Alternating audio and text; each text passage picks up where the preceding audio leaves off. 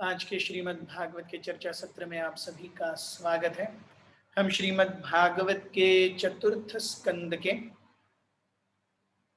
25वें अध्याय the descriptions of the characteristics of king Puranjan पर आज से हमारे पूरी चर्चा को आगे बढ़ाएंगे। तो अब तक अध्याय 24 तक रुद्रगीत तक हमने देखा किस प्रकार से राजा प्राचीनी बरही के 10 पुत्रों प्रचेताओं को शिवजी ने उपदेश दिया और उन्हें भगवान की भक्ति करने के लिए प्रेरित किया, आदेश भी दिए। हम देखते हैं कि प्राचीनी बरही के जो पुत्र हैं उन्हें तो शिवजी ने उपदेश दिया था, लेकिन प्राचीनी बरही के बारे में क्या? राजा प्राचीनी बरही ये ध्रुव महाराज की वंशावली में आते हैं और ध्रुव महाराज को उपदेश दिया नारद मुनि ने। तो नारद मुनि जब देखते हैं कि अरे ध्रुव की वंशावली में प्राचीनी बरही है और ऐसे कर्म कांडों से आ सकते हैं जिससे जीव का पूरी तरह से उद्धार निश्चित रूप से नहीं हो सकता, तो राजा प्राचीनी बरही पर अत्यंत कृपावश नारद मुनि उन्हें उपदेश देने आते हैं। He comes to give instructions. So we see this is how one devotee in a family, अगर किसी परिवार में एक भी व्यक्ति भक्त बनता है तो उसके पूरे परिवार का उद्धार होता है। हम सप्तम अध्याय में देखेंगे कि जब प्रहलाद महाराज भगवान नरसिंहदेव सामने आते हैं और प्रहलाद महाराज से कहते हैं आपको क्या वर चाहिए मांगो, तो प्रहलाद महाराज कहते हैं मेरे पिता हिरण्यकशिपु आपसे सदैव घृणा करते थे, ईर्ष्या करते थे, आपको मारने तक का उन्होंने प्रयास किया, लेकिन कृपया आप उन्हें क्षमा कर दीजिए, आप अपनी प्रेमा भक्ति में उन्हें संलग्न कीजिए, उनका उद्धार कीजिए। तो भगवान नरसिंहदेव कहते हैं अरे आपके पिताजी की क्या बात है, आपके 10 वंशावली पीछे, आपके 10 जनरेशंस के पुरखे और आने वाले 10 जनरेशन और आप, ऐसे 21 पीढ़ियों का उद्धार होगा, क्योंकि हे प्रहलाद तुम भक्त बने हो। और यही हम देखते हैं ध्रुव महाराज के वंशावली में राजा प्राचीनी बरही आ रहे हैं। Narad Muni is not able to see that such great lineage, but Raja Prachini Barhi हमने देखा केवल कर्मकांडों में लिप्त थे, तो नारद मुनि ये देख नहीं पाए और नारद मुनि राजा प्राचीनी बरही का उद्धार करने के लिए उन्हें कथा सुनाते हैं, और ये कथा है महाराज पुरंजन की। और ये कथा कैसे अनफोल्ड होती है ये हम आने वाले कुछ अध्यायों में देखेंगे। So the setting of the scene is that Prachini Barhi के पुत्र प्रचेताओं को शिवजी द्वारा उपदेश प्राप्त हुआ, और अब राजा प्राचीनी बरही साइमल्टेनियसली प्रचेताओं का भी उद्धार चल रहा है, प्राचीनी बरही का भी उद्धार चल रहा है। प्रचेताओं का उद्धार शिवजी ने किया, प्राचीनी बरही का उद्धार नारद मुनि ने किया। प्रचेताओं का उद्धार शिवजी ने रुद्रगीत बता करके किया, प्राचीनी बरही का उद्धार नारद मुनि ने पुरंजन महाराज की कथा बता करके किया। अब ये कथानक कैसे आगे आता है ये हम देखेंगे। ओम अज्ञानतिमिरन्धस्य ज्ञानाञ्जनशलाकया चक्षुरुन्मिलितं येन तस्मै श्रीगुरवे नमः। श्रीचैतन्यमनोभीष्टं स्थापितं येन भूतले स्वयं रूपः कदा मह्यं ददाति स्वपदान्तिकं।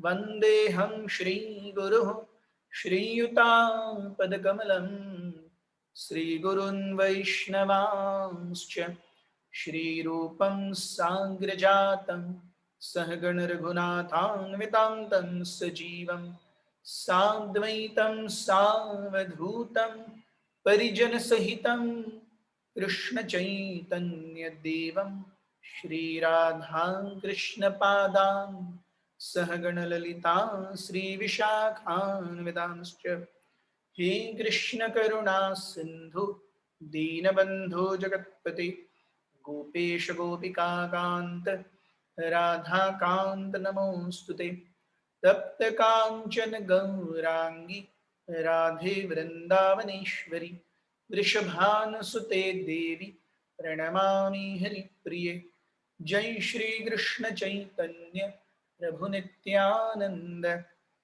श्री अद्वैत गदाधर श्रीवासादि गौर भक्तवृंद हरे कृष्ण कृष्ण कृष्ण हरे हरे हरे राम राम राम हरे हरे। और एक गौर करने की बात है यहाँ पर कि हम देखते हैं राजा प्राचीनी बरही और प्रचेता दोनों ही, राजा प्राचीनी बरही तो पूर्ण रूप से कर्मकांडों में विश्वास रखते हैं, उनके प्रति अनन्य श्रद्धा है और वो देखते हैं कि मैं वृद्ध हो चला हूं, समय आ गया है कि मैं इस पूरे जो व्यवस्थापन है उसकी दारोमदार अपने बेटों को सौंप दो। लेकिन वो ऐसे ही नहीं सौंपते क्योंकि आप मेरे बेटे हैं। He tells them go and do तपस्या, और तपस्या से अपने आप को शुद्ध करो और शुद्ध करके आने के बाद फिर राज्य का कारभार अपने हाथ में लो। सो कहने का तात्पर्य है पहले राजा वगैरह होते थे, मोनार्कियल टाइप ऑफ एडमिनिस्ट्रेशन था, राजा जो कहे वो सब माना जाता था, लेकिन राजा भी भक्ति और तपस्या से जीवन जीते थे। वो केवल भोग विलासिता में नहीं, लेकिन वो राजर्षि होते थे। राजा प्राचीनी बरही को तो भक्ति से कोई सरोकारी नहीं है, हम ये आगे देखेंगे भी जैसे कथानक आगे बढ़ता है। फिर भी वो अपने बच्चों को कह रहे हैं जाओ तपस्या करो और तपस्या करके आगे बाद में राज्य संभालो। सो वैदिक ज्ञान, तपस्या, इंद्रिय निग्रह पूर्ण जीवन, राजर्षि होने की कला, उसका प्रशिक्षण, ये राजा होने के पहले के अविभाज्य अंग थे। It was not that oh he becomes a king just because he is the son of फलाना फलाना। ये तो है ही 100%, कोई टेंशन नहीं है उसमें, लेकिन उसके साथ में उसकी योग्यता भी है। श्लोक क्रमांक 1। मैत्रेय उवाच इति संदिश्य भगवान् बार्हिषदैरभिपूजितः पश्यतां राजपुत्राणां तत्रैवान्तर्दधे हरः। इति संदिश्य, इस प्रकार से इंस्ट्रक्शंस देके, संदिश्य, दिश्य दिशा देना, संद सम्यक रूपेण दिश्य, सम प्लस दिश्य, संदिश्य। सो इति संदिश्य, पूर्ण रूप से भगवान की भक्ति की दिशा दे करके भगवान हरः, भगवान शिव, बार्हिषदैर अभिपूजित है। सो बार्हिषद या प्रचेताओं ने प्राचीनी बरही के पुत्र, जैसे वसुदेव के पुत्र वासुदेव, वैसे बरही, प्राचीनी बरही के बेटे बार्हि या बर्हिषद के बेटे बार्हिषद। So Barhishadir Abhipujitah, he was completely worshipped, duly worshipped. Pashyatam Raju Putranam Tatraiva Antardadhe, राज्यपुत्रों के देखी देख में शिवजी अंतर्धान हो गए। सो वी सी, जैसे हम भगवान भगवद गीता में कहते हैं जन्म कर्म च मे दिव्यम एवं यो वेत्ति तत्वतः, भगवान के जन्म और कर्म बहुत ही महान है। उसी प्रकार शिव जी कोई साधारण नहीं है, शिव जी के भी जन्म और कर्म महान है। तो ऐसे ही शिव जी अपने महान कर्म से प्रचेताओं को भगवद भक्ति में दिशा देने के लिए आए, दर्शन दिया, वार्तालाप किया, उपदेश दिए, काम खत्म, अंतर्धान।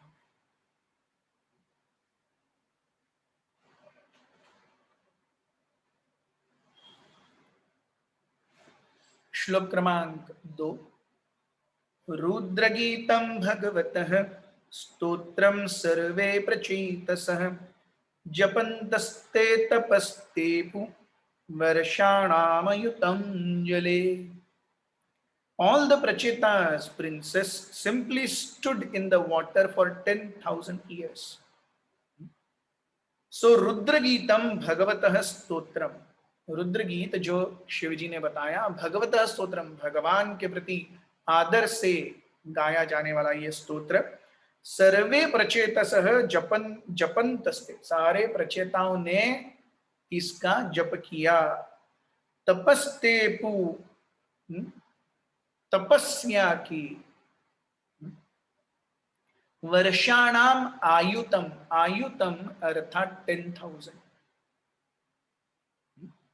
सो हम देखते हैं कि जैसे नंबर या डेसिमल सिस्टम या numerical system, ones, tens, thousand, hundreds, thousand, 10,000। So एकम, दशम, शतम, सहस्त्र और दश सहस्त्र इज ऑल्सो कॉल्ड आयुत। So ones, tens, hundred, thousand, 10,000। एकम, शतम, एकम, दशम, शतम, सहस्त्र और आयुत। सो वर्षाणाम आयुतम 10,000, दश सहस्त्र 10,000, आयुतम, इतने समय तक वो जल के अंदर रहे और उन्होंने रुद्रगीत का जप किया और तपस्या की। ये कथानक आता है सत्य युग में। तो सत्य युग में व्यक्तियों की जीवन अवधि 1,00,000 वर्ष की होती थी और 1,00,000 वर्ष की अवधि में से 10,000 वर्ष भगवत प्राप्ति के लिए देना ये स्वाभाविक और सहज था। जैसे हमारी अगर 80 साल की आयु है तो 8 साल आप डेडिकेटेड भगवान को दीजिए। यस, क्यों नहीं देंगे?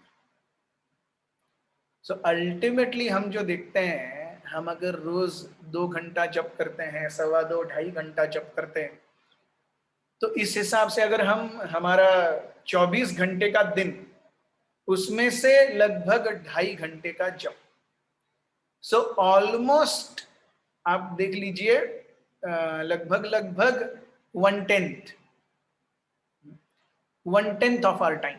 सो अगर मैं 80 साल जिया, सो 1/10 यानी 8 साल।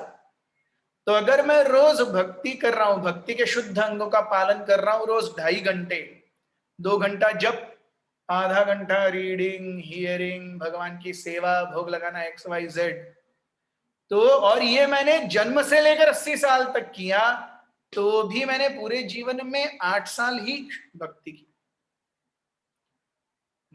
So this is how we see, we need to really extrapolate and think हम जीवन में किस दिशा में जा रहे हैं। रोज अगर 2 घंटा या 2.5 घंटा देंगे, तो 2.5 घंटा देने के बाद में वी आर बेसिकली गिविंग हमारे 1/10 of our life, 1/10 of the day. So 1/10 of the day, which means 1/10 of the life. 1/10 of the life means if we live for 80 years, we have only done शुद्ध भक्ति for 8 years.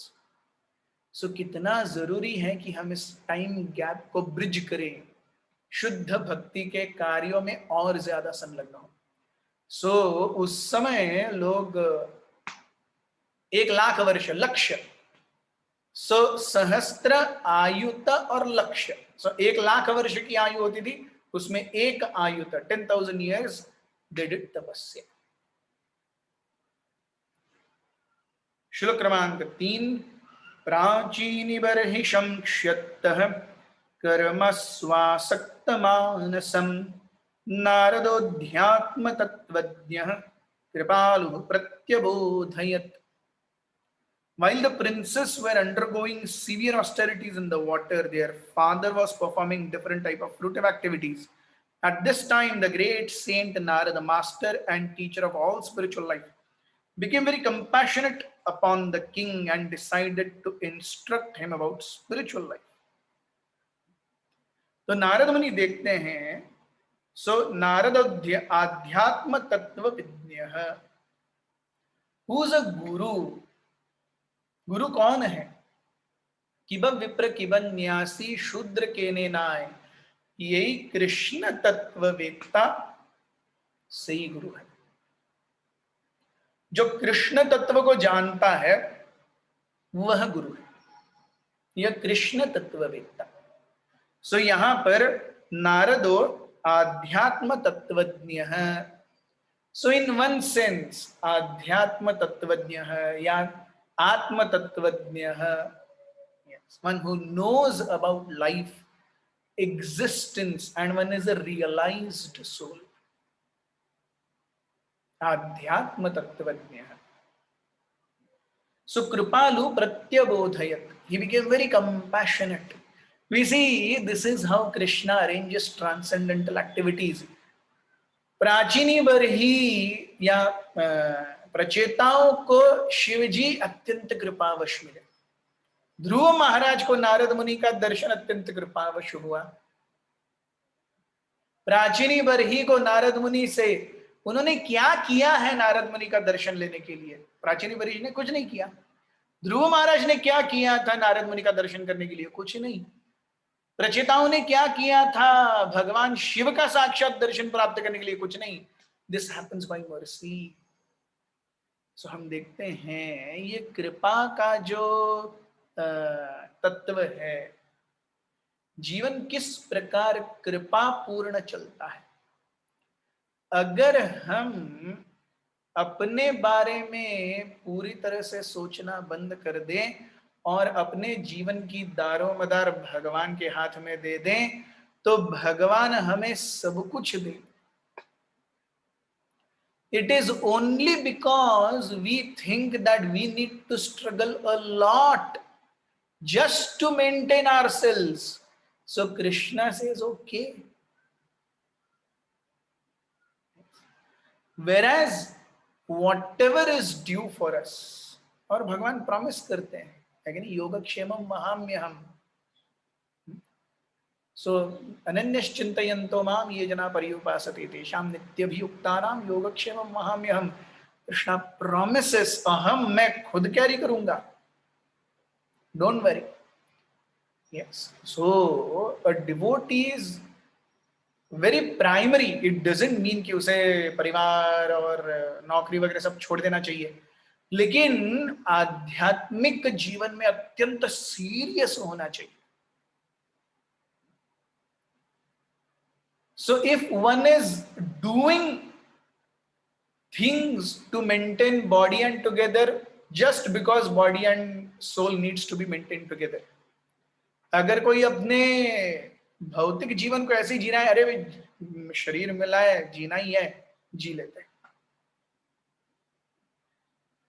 If one lives like that and focuses more and more and more on transcendental activities, Krishna will take full care.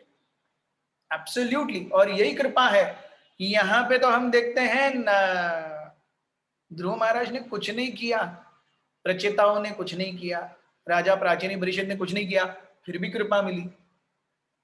तो हम अगर भगवान के सामने रो रहे हैं, क्या भगवान कृपा नहीं करेंगे? करेंगे, क्यों नहीं करेंगे? डिवोटी इज कंप्लीटली कन्विंस्ड कि जीवन में जो जितना मिलना है उतना मिलेगा। और श्रीमद् भागवत हमें ये बताता भी है फर्स्ट कैंटो में, तस्यैव हेतो प्रयतेत कोविदः न लभ्यते भ्रमतामुपर्यधः तन्लभ्यते दुःखमादन्यतः सुखं कालेन सर्वत्र गभीररंहसा। सो तस्य एव हेतो प्रयतेत कोविदः। कोविदः, an intelligent man, only endeavors for one thing. What is that one thing? न लभ्यते भ्रमताम उपर्यत। जो इस पूरे ब्रह्मांड में ऊपर स्वर्गलोक में, नीचे नारकीय स्थिति में कहीं भी भ्रमण करने पर जो नहीं मिलती, क्या है वो चीज भक्ति है, भगवान की अनन्य शुद्ध प्रेमामयी भक्ति। अन्यथा इंद्रिय और मनो और अहंकारिक सुख कैसे हैं? तल्लभ्यते दुःखवाद अन्यतः सुखम. Just as in life we get miseries even though we do not want it, similarly a jiva will get happiness even when he doesn't want it. हमारे पिछले जन्मों के कर्मों के अनुसार जो कुछ भी हमारे रास्ते का है हमें मिलेगा ही मिलेगा. तल्लभ्यते दुःखवाद अन्यतः सुखम. He doesn't want misery, misery will come. He doesn't want happiness, happiness will come. कालेन सर्वत्र गभीर रमहसा.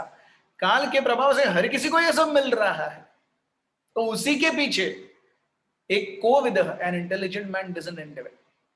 सो इफ प्रचेताओं को, प्राचीनी बरही को, ध्रुव महाराज को इतना ही कृपा मिली, so if we are really wanting to please the Lord, कितनी मिलेगी? यस. श्लोक क्रमांक 4.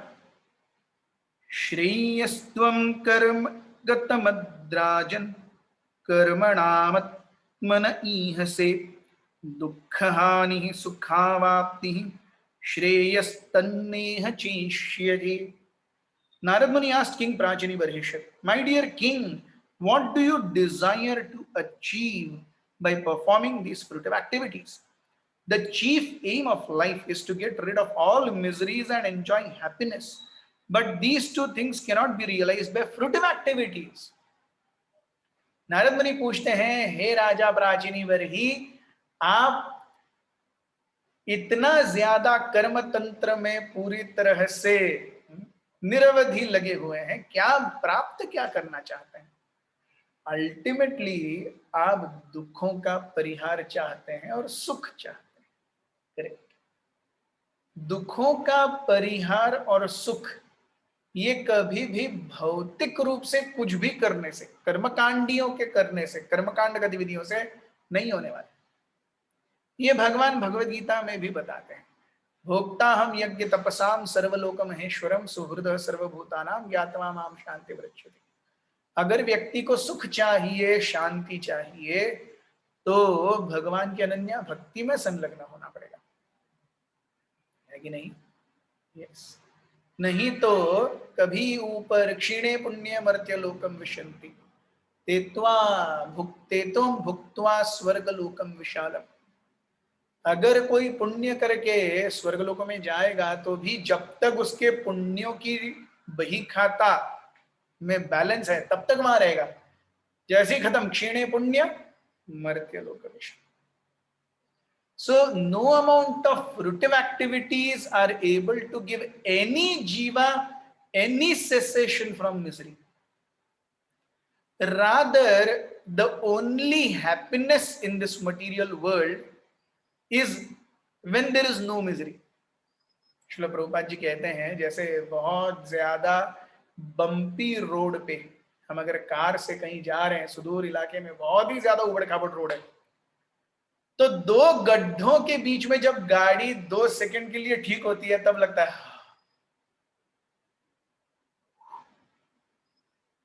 और वो जैसे ही गाड़ी को लगता है ठीक है और एक गड्ढा आ जाता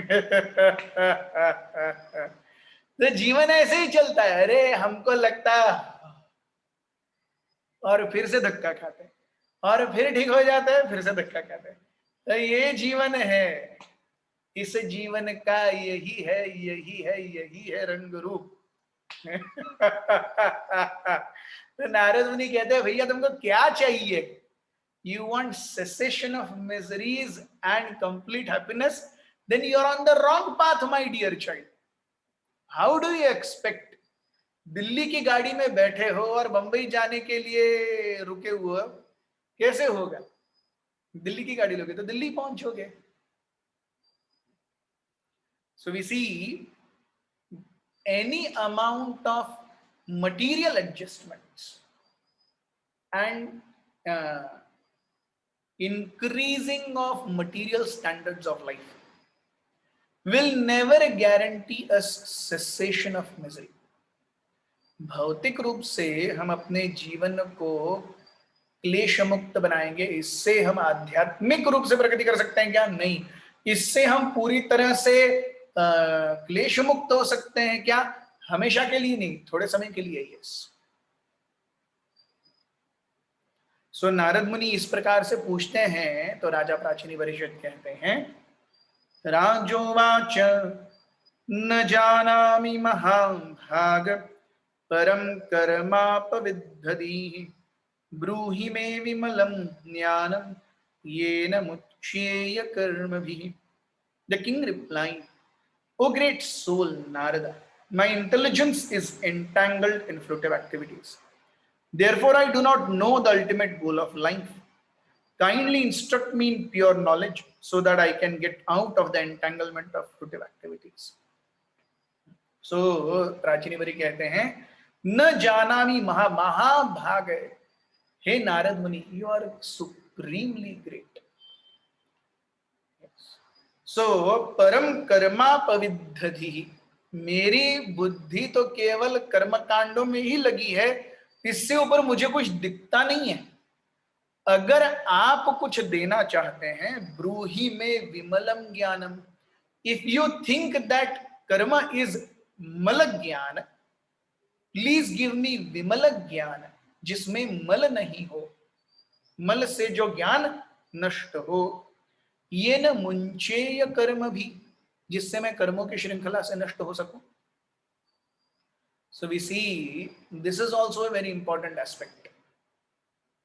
चाहे कितनी भी कृपा से जी कोई भी, या तो भगवान या गुरु, एक जीव के पास आए हो, लेकिन जब तक जीव उन्हें अपने जीवन में लाएगा नहीं, उनके आदेशों का पालन करने के लिए रेडी नहीं होगा, अपने जीवन में उन्हें समय और श्रम नहीं देगा, till that time, even if there is mercy from Lord and Guru, it will not work. तो नारद मुनि तो आए हैं प्राचीन परिषद से बात करने के लिए, लेकिन प्राचीन परिषद भी now he is ready. Yes. So ब्रूहि में विमलम ज्ञानम, please tell me what is the highest ज्ञान, ये न मुंचे है कर्म भी, जिससे मैं कर्म कांड से मुक्त हो जाऊं। यही चीज हम देखते हैं ध्रुव महाराज के जीवन में भी। ध्रुव महाराज कहते हैं, आप इतने बड़े महान संत हैं नारद मुनि, यस, अगर आप मुझे बता सकते हैं भगवान विष्णु कहां मिलेंगे, कृपया मुझे बताइए, और कुछ मत बताइए। Ready to hear. Bhagavad Gita 2.7, शिष्यस्ते हम शाधिमाम त्वाम प्रपन्नम कार्पण्य दोषोपहत स्वभावः। Arjuna is ready to hear. So Krishna is in front, but if Arjuna is not ready to accept, Krishna can't do anything. Narad Muni is in front, but Dhruva Maharaj is not ready to accept. Narad Muni can't do anything. Shivji is in front of Prachetas, but if Prachetas are not ready to listen, Shivji can't do anything. So कृपा हो, गुरु हो, भगवान हो, फिर भी अगर जीव अपने जीवन में विथ हेडोनिस्टिक टेंडेंसी लगा हुआ है कि आप मुझे अपने जीवन में नहीं चाहिए, तब भगवान क्या करेंगे, तब गुरु क्या करेंगे, तब वैष्णव क्या करेंगे? कुछ नहीं कर सकते। सो हियर वी सी प्राचीन परिषद is ready, please tell me. So this is how a devotee is relieved of material activity. Narottam Das Thakur बहुत सुंदर रूप से कहते हैं, सतसंग छाड़ी कैनु असते विलास, से कारणे लागी लाजे कर्म बंध फास,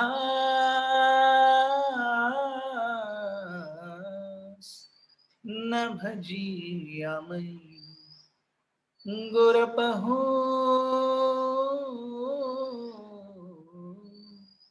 न भजिया मई। गौरंग महाप्रभु को देख करके भी मैंने उनका भजन नहीं किया। I have not worshipped Lord Gauranga.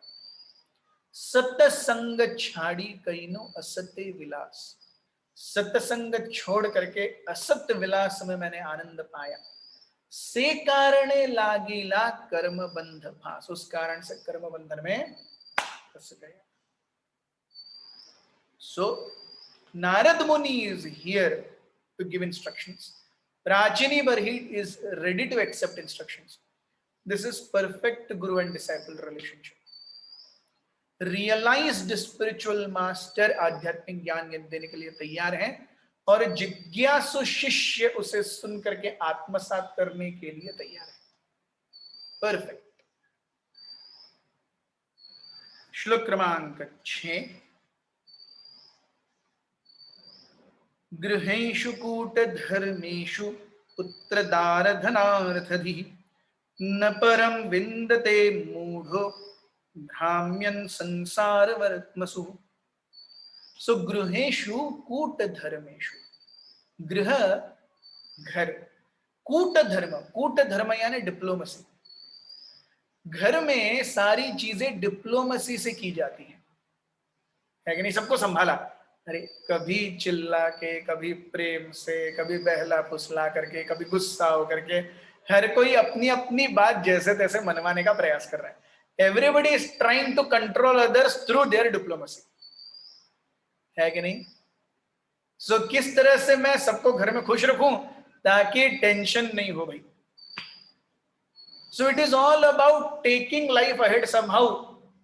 सो कूट धर्मेशु, actual affection is very less, but now that we are here we have to go ahead.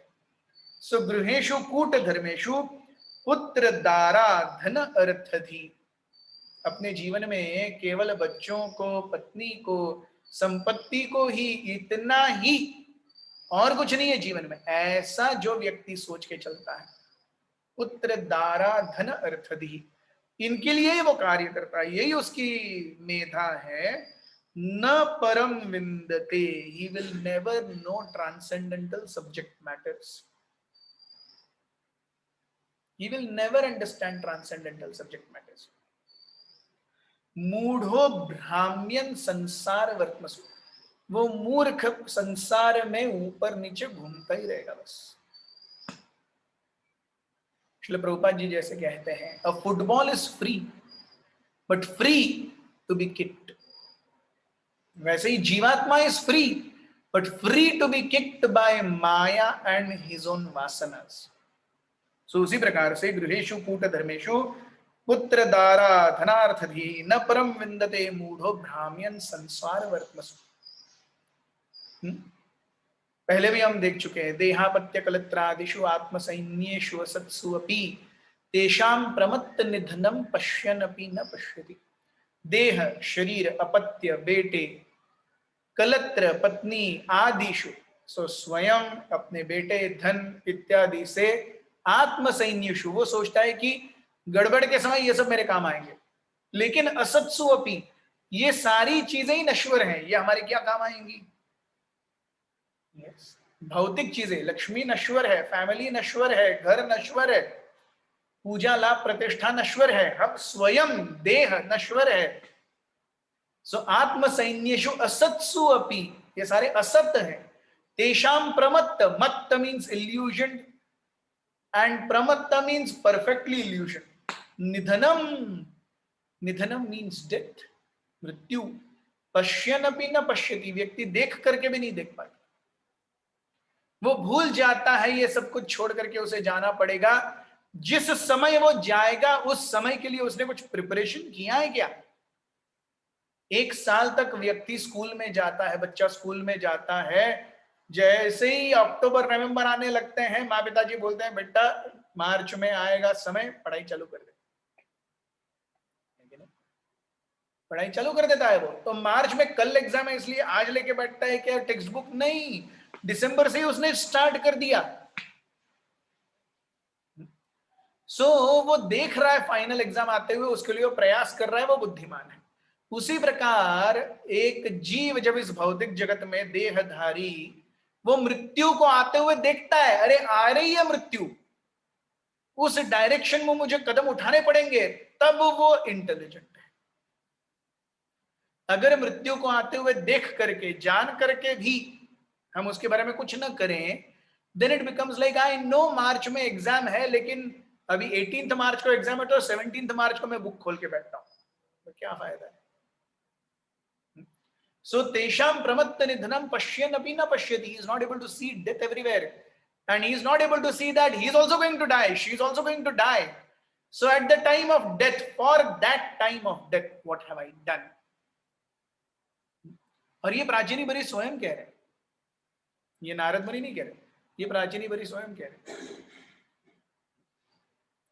So please instruct मी. सो नारद मुनि कहते हैं श्लोक क्रमांक 7, नारद उवाच हो भुः प्रजापते राजन् पशुन् पश्यत्वयाध्वरे संज्ञापितान् जीव संघान् निघृणनेन सहस्त्रशः. The great saint Narada said, O ruler of the citizens, my dear king, please see in the sky those animals which you have sacrificed without compassion and without mercy in the sacrificial arena. Narad मुनि कहते हैं, अरे राजा प्राचीनी worry, इतने सारे सहस्त्रशः जानवरों को आपने बलि देकर के मार डाला यज्ञ भूमि में, देखो इन सबको, और अपने दिव्य दृष्टि से, अपनी सिद्धि से नारद मुनि ने उन सब जानवरों को दिखाया प्राचीनी वरी को. हजारों लाखों जानवर जो शहीद हुए थे, यज्ञ में आहुति के रूप में पड़े थे, सबका सर कटा था, सब वहां पे आकाश में उन्हें दिखे राजा प्राचीनी बरी को. नारद मुनि कहते हैं किस लिए रुके हैं वो? श्लोक क्रमांक 8, एते त्वां संप्रतीक्ष्यन्ते स्मरन्तो वैशसं तव संपरेतम अयः कूटै छिन्दन्त्युत्थित अन्यवः. एते त्वां संप्रतीक्ष्यन्ते, ये सब आपकी प्रतीक्षा कर रहे हैं. स्मरन्तो वैशसं तव, आपने जो इनके ऊपर क्रूरता की है ये उनको याद है और ये आपकी प्रतीक्षा में है. क्या करेंगे? जब आप मरोगे तो आप, जैसे आपने इनको तंग किया है, जैसे आपने इन्हें दर्द दिया है, वो आपके ऊपर टूट पड़ेंगे. They are ready to pounce on you, they are waiting. एते त्वाम संप्रतीक्षन्ते, आपके लिए रुके हुए हैं वो. जैसे ही आप शरीर त्याग करोगे आपको यातना देह मिलेगा. जब भी जीव इस शरीर का त्याग करता है तो अगर जीव पापी है तो पाप भोगने के लिए उसे यातना देह दिया जाता है. व्हाट इज यातना देह? यातना देह अर्थात उस जीव को, वो जो यातना देह है उसमें बहुत ज्यादा तकलीफ होगी लेकिन वो शरीर त्याग नहीं करेगा. फॉर एग्जाम्पल, मुझे अगर सुई चुभती है तो मुझे जितना दर्द होता है इस मनुष्य शरीर में, यातना देह में उससे 10,000 गुना ज्यादा होगा. वही सुई चुभने का दर्द इससे 10,000 गुना ज्यादा, लेकिन फिर भी शरीर त्याग नहीं करेगा जीव. वही यातना देह, वो केवल दुख लेने के लिए है यातना देह. तो इतने आपने सहस्त्रावधि प्राणियों को मौत के घाट उतारा है, वो आपको यातना देह लेने तक की प्रतीक्षा कर रहे हैं. जैसे ही आपको यातना देह मिलेगा ये टूट पड़ेंगे आपको नोचने के लिए. इसलिए हम देखते हैं मांसाहार, आइडियली जब वैदिक जीवन में पशु की हत्या की जाती थी, किसी को मांस खाना भी चाहिए था, तो वैदिक मांग में कहता है ठीक है आपको मांस खाना है ना, अमावस्या के दिन, और तमोगुणी जीवों का मांस खाइए. तमोगुणी जीव, ऐसे गाय वगैरह नहीं, गाय तो सत्वगुणी प्राणी है, रजोगुणी का भी नहीं, केवल तमोगुणी जीव. तो तमोगुणी जीवों का मांस आप खाइए एक अमावस्या के दिन काली को अर्पण करके, और आप खुद काटेंगे, खुद क्लीन करेंगे, खुद पकाएंगे, खुद खाएंगे. ऐसा नहीं कि एक रेगुलराइज्ड स्लॉटर हाउस है, वहां से सब खून निकाल करके सब साफ करके प्रिजर्वेटिव्स के साथ टिन में पैक होके मेरे पास आता है, मैं खोल करके उसे सब्जी के जैसे छोक में डाल देता हूँ और पका के खा लेता हूँ। हम बोलेंगे अरे मैं तो सिर्फ खा रहा हूं, मेरा क्या प्रॉब्लम है, मेरा क्या कसूर है। अरे लेकिन आप खा रहे हैं इसीलिए तो वो मार रहे हैं, आप खाएंगे नहीं तो वो मारेंगे क्यों। सो जब भी मांसाहार अर्थात जो मारने वाला व्यक्ति है वो मरते हुए जानवर के कानों में कहता है कि इस जीवन में मैं तुम्हारा वध कर रहा हूं, लेकिन अगले जीवन में मैं पूरी तरह से तुम्हें राइट देता हूं, आई गिव यू राइट, मैं अधिकार देता हूं आपको कि जिस प्रकार मैं अभी आपकी हत्या कर रहा हूं, अगले जीवन में आप मेरी हत्या करोगे। माम सह, मैं वैसा हो जाऊंगा, वो मेरे जैसा हो जाएगा। माम सह, माम सह, माम सह, मांस, मांस, मांस, मांसाहार। जैसे मैं अभी उस मुर्गी का या बकरे का या भैंस का मार करके उसका आहार ले रहा हूं, अगले जीवन में मांस, वो मेरा आहार लेगा, वो मुझे मारेगा। सो कहने का तात्पर्य है कि कोई भी थोड़ा सा दिमाग वाला व्यक्ति भी सोचेगा अरे भाई ये मैं क्या कर क्या रहा हूं मेरे लिए अगले जीवन में, what am I sowing for myself for my next life. तो यही चीज यहां पर नारद मुनि प्राचीनी बरे को दिखा दिखा के दे रहे हैं। एते त्वाम संप्रदीक्षन्ते स्मरंतो वैशसम तव, आपके द्वारा दिए गई यातना ये भूले नहीं है, ये आपको याद कर रहे हैं। यातना दे मिला झपट पड़े। ये देख के प्राचीनी बरही डर जाते हैं।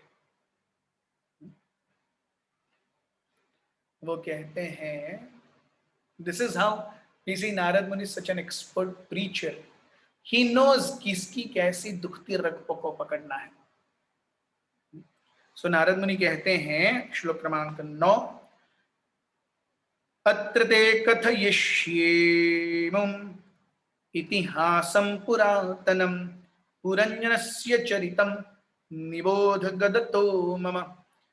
मैं आपको एक कथा सुनाता हूं। कथा है पुरंजन की। ये पुरंजन ने अपना जीवन कैसे बिताया, ये कथा आप ध्यान से सुनो। अब नारद मुनि पुरंजन की कथा बताएंगे और पुरंजन की कथा के माध्यम से प्राचीनी बरी को निबोध, निश्चयेन बोध प्रदान करेंगे। तो ये कथा कैसी है, हम एक ब्रेक के बाद आपसे मिलेंगे। कल हमारे साथ बने रहिए। बहुत बहुत धन्यवाद। ग्रंथराज श्रीमद् भागवत की जय, उपस्थित वैष्णव वृंद की जय, निताई गौर प्रेमानंदे।